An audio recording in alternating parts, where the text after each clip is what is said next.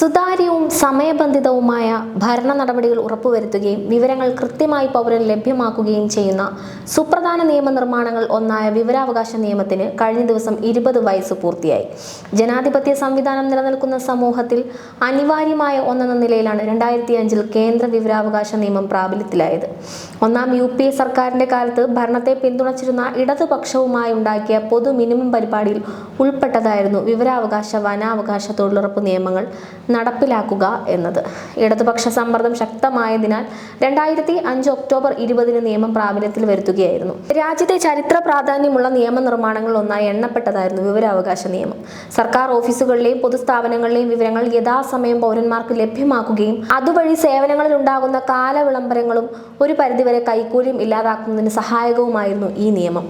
അതിനാൽ തന്നെ വിവരാവകാശത്തിന് ചെറിയ തളർച്ച പോലും ഇല്ലാതെ സംരക്ഷിക്കുന്നതിനായി വിവരാവകാശ സംഘടനകളും ഉടലെടുത്തു. അങ്ങനെ സാധാരണ പൗരന്മാരുടെ അവകാശ സംരക്ഷണത്തിനും മെച്ചപ്പെട്ട സേവന ലഭ്യതയ്ക്കുമുള്ള ഉപാധികളൊന്നായി വിവരാവകാശ നിയമം മാറുകയും ചെയ്തു.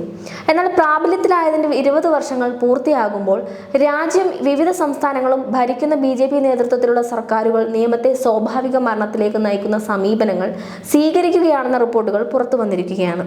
വിവരങ്ങൾ പൗരന്മാർക്ക് ലഭ്യമാക്കേണ്ട ഉത്തരവാദിത്തം ബന്ധപ്പെട്ട ഉദ്യോഗസ്ഥർക്കാണെങ്കിലും അത് നൽകാതിരുന്നതിനാൽ പുറത്തുള്ള അപ്പീൽ സംവിധാനങ്ങൾ ഉണ്ടെന്നതായിരുന്നു നിയമത്തിന്റെ പ്രത്യേകത.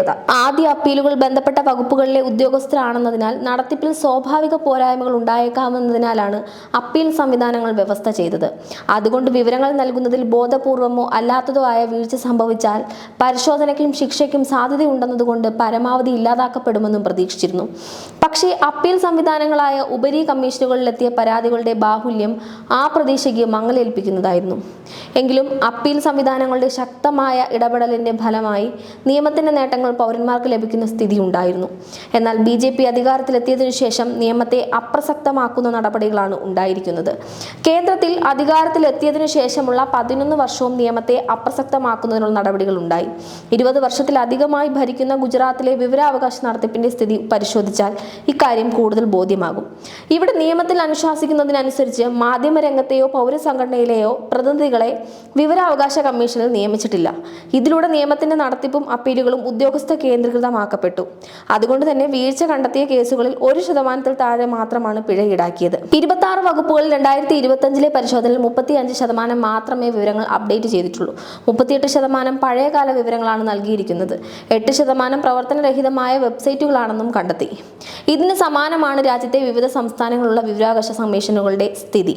ദേശീയ സംസ്ഥാന കമ്മീഷനുകളിൽ അധ്യക്ഷന്റെയും കമ്മീഷണർമാരുടെയും ഒഴിവുകൾ മാസങ്ങളും വർഷങ്ങളുമായി നിലനിൽക്കുകയാണ്.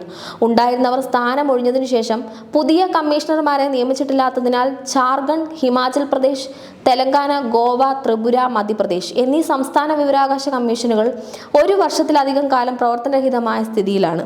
മഹാരാഷ്ട്ര, മധ്യപ്രദേശ്, ബീഹാർ തുടങ്ങിയ സംസ്ഥാനങ്ങളിൽ മുഴുവൻ അംഗങ്ങളും ഇല്ലാത്തതിനാൽ ഭാഗികമായാണ് പ്രവർത്തിക്കുന്നത്.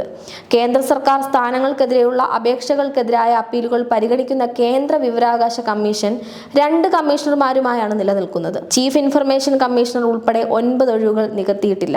ഒരു വർഷത്തിൽ ശരാശരി 2.4 ലക്ഷം അപ്പീലുകൾ ലഭിക്കുന്നതിൽ 1.8 ലക്ഷം കേസുകൾ മാത്രമേ തീർപ്പാക്കാൻ സാധിക്കുന്നുള്ളൂ എന്നിങ്ങനെ നിരവധി പരിമിതികളാണ് വിവരാവകാശ കമ്മീഷനുകൾ നേരിടുന്നത്. ഈ വിധത്തിൽ സാധാരണ പൗരന്റെ അറിയാനുള്ള അവകാശത്തെ സംരക്ഷിച്ചിരുന്ന വിവരാവകാശ നിയമത്തെ ബോധപൂർവം ദുർബലപ്പെടുത്തുകയാണ്. തീർച്ചയായും മൗലികാവകാശത്തെയാണ് ഇതിലൂടെ ഇല്ലാതാക്കുന്നത്.